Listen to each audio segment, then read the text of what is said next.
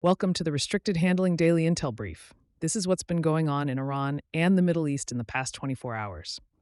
The biggest development today is that the temporary pause in U.S. Iran fighting has moved from a diplomatic breakdown into a direct contest over who controls the Strait of Hormuz and the economic lifeline that runs through it. This is becoming less about a single exchange of strikes and more about competing visions for the future of the region.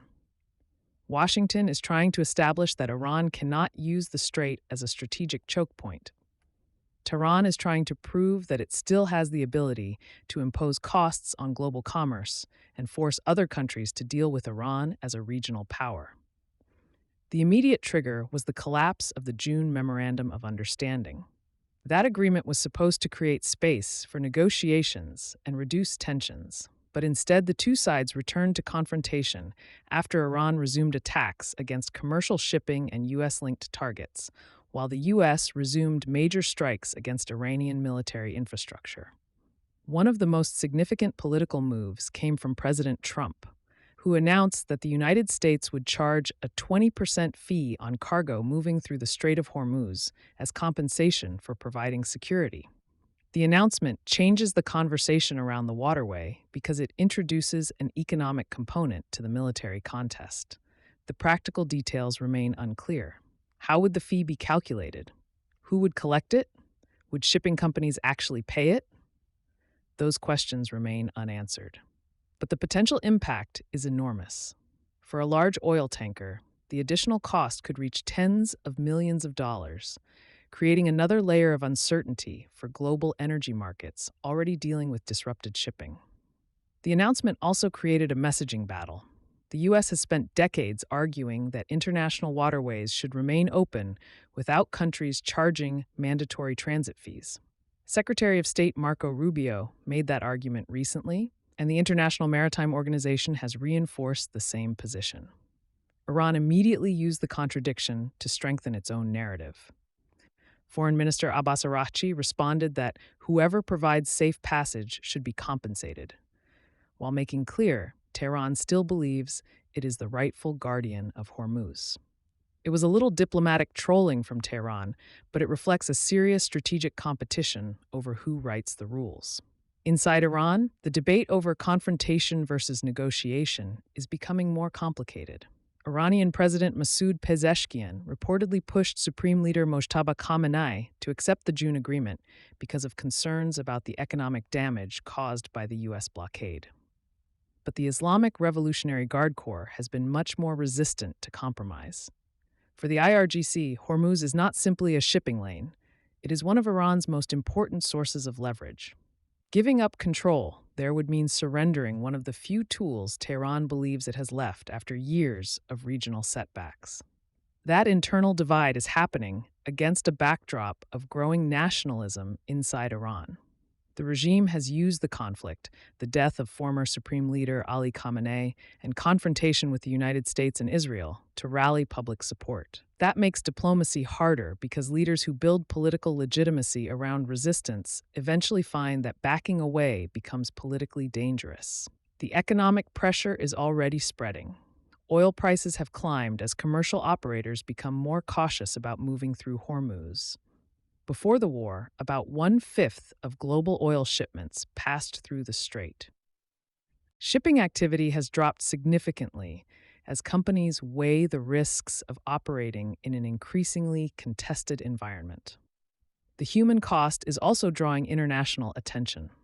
The United Arab Emirates reported that Iranian cruise missiles struck two Emirati oil tankers, the Mombasa B and Al Bahaya, while they were traveling through the southern route near Oman. One Indian sailor was killed and several others were injured. India has now formally protested to Iran, a reminder that attacks on Gulf shipping quickly become an international issue. Iran has also expanded pressure against countries hosting U.S. military forces. Jordan reported intercepting Iranian missiles aimed toward a facility used by American forces. Bahrain reported intercepting Iranian aerial attacks and raising security alerts.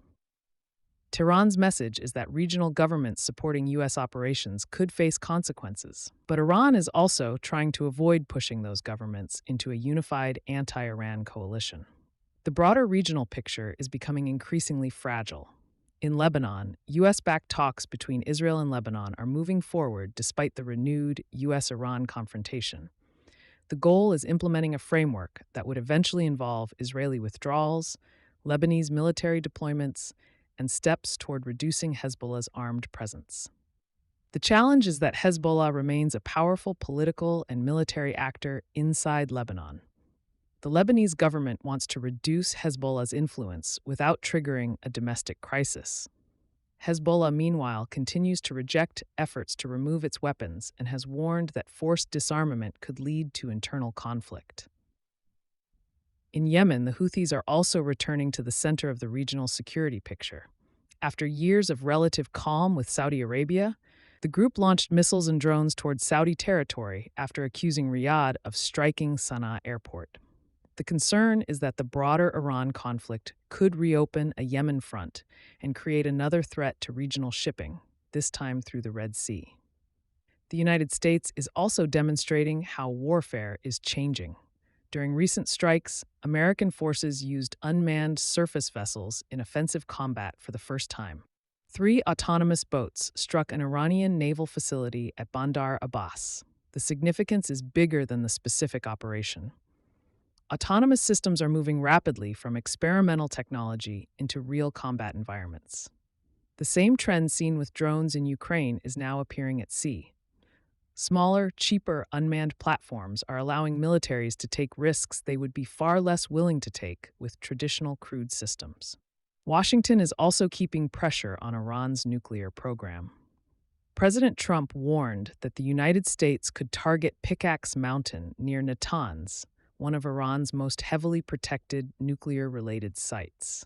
The site's underground construction makes it one of the most difficult targets in Iran, highlighting the challenge of trying to eliminate capabilities that have been built specifically to survive military attack.